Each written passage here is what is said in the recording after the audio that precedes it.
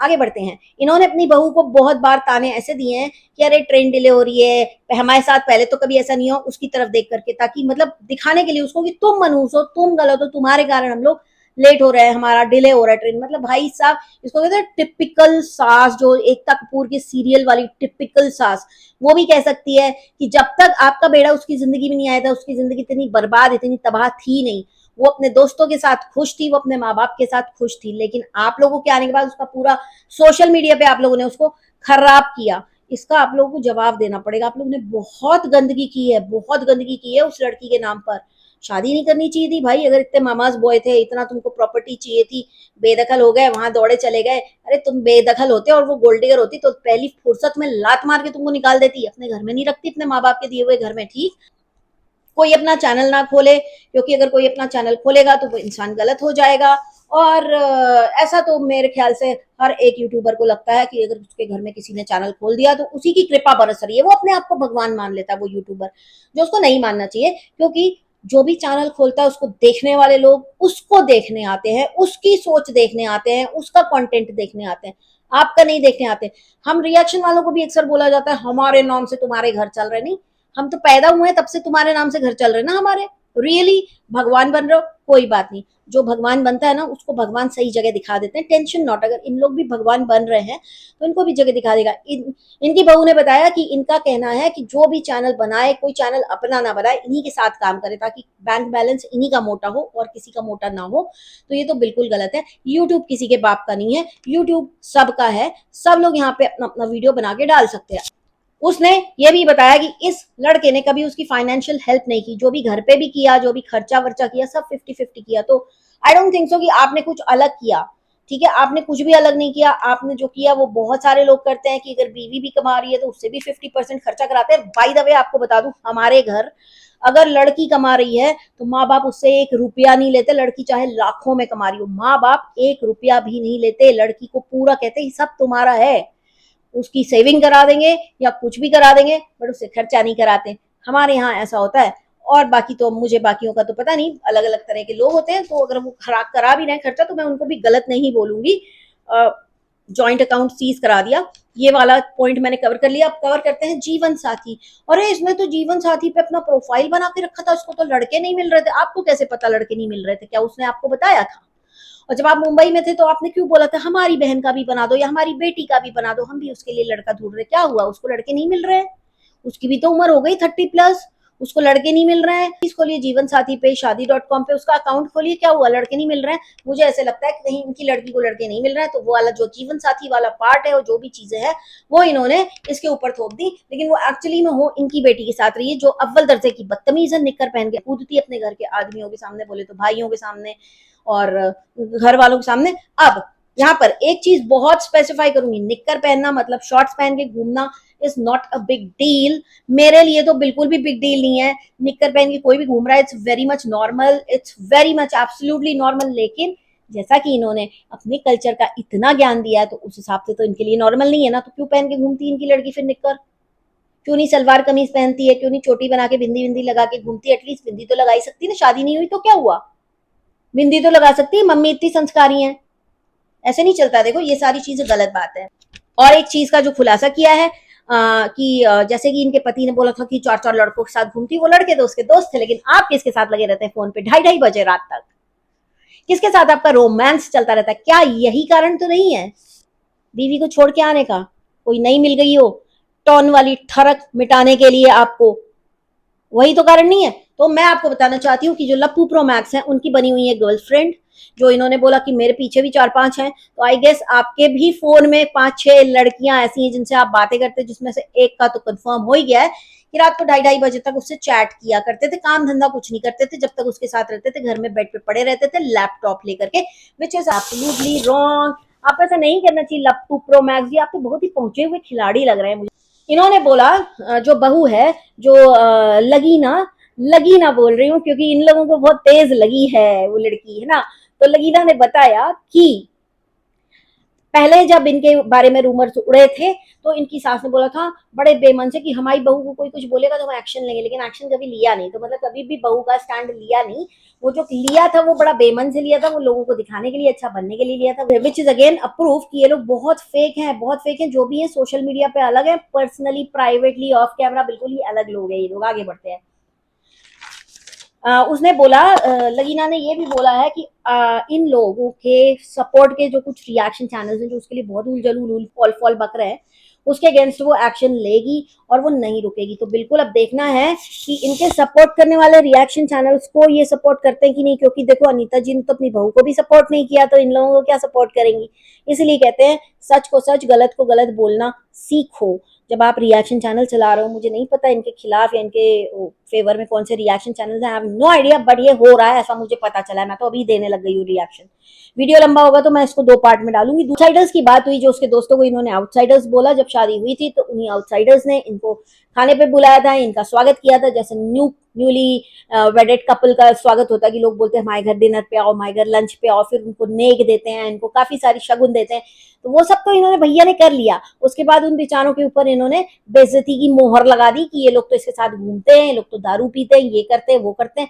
लेकिन पैसा आंटी में डालते समय भैया तुमने सोचा नहीं लप्पू प्रो मैक्स?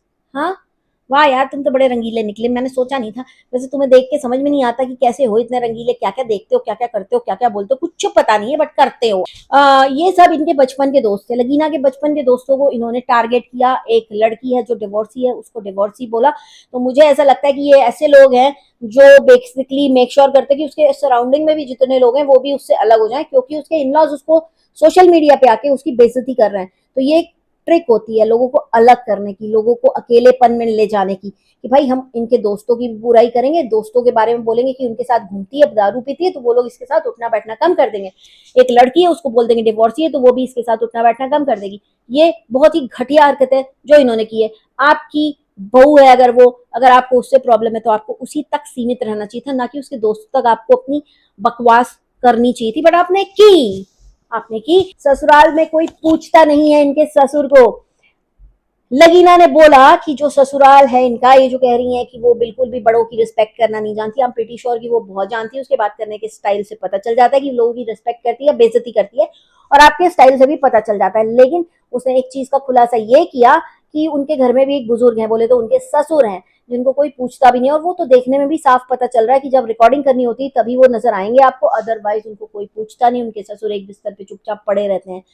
आगे बढ़ते हैं कि इन्होंने बोला कि ब्लेम गेम करने की बहुत अच्छी आदत है। वो तो इनके लाइफ में दिख गया कि इतना ज्यादा ब्लेम गेम, इतना ज्यादा ब्लेम गेम और इतना ज्यादा ओवर रिएक्ट, जितने की जरूरत भी नहीं थी उतना ओवर रिएक्ट कर गए दोनों माँ बेटा, और खुद को ही एक्सपोज कर गए कि मम्मी दारू पीती हैं, और मम्मी दारू पी के दंगे भी करती होंगी। यार आगे की भी बताओ ना, दारू पी के क्या करती हैं, हम लोग वो भी जानना चाहते हैं। और कौन से डॉक्टर ने उससे पूछा है कि बोला है कि आप दारू पियो? मेरे ख्याल से कभी कभी डॉक्टर्स बोलते हैं किडनी में स्टोन है तो आप बियर पियेंगे तो स्टोन निकल जाता है, but I am not sure whether कोई डॉक्टर इसको सजेस्ट करता है कि नहीं।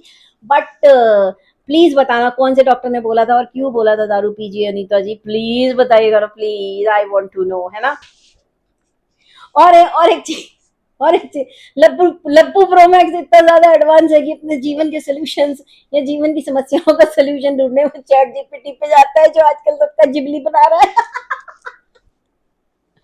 मैं कहूंगी कि तुम जिबली बनवा लो, गिबली बनवा लो अपना, पर चैट जीपीटी से अपने जीवन के प्रॉब्लम ना पूछो, वो तुम्हें और ही बर्बाद कर देगा। वो एआई है, AI, and it is very dangerous. जिनको अभी उसकी सच्चाई नहीं पता है, उनको लग रहा है कि अरे ये तो सारी चीजों के जवाब देता है, वो पीछे पीछे क्या सोच रहा है, वो ह्यूमैनिटी खत्म कर देगा, वो एक ऐसा सॉफ्टवेयर है। पर कोई बात नहीं, इसके ऊपर मैं नहीं बोलूंगी कुछ, क्योंकि इसके ऊपर बोलूंगी तो बवाल हो जाएगा।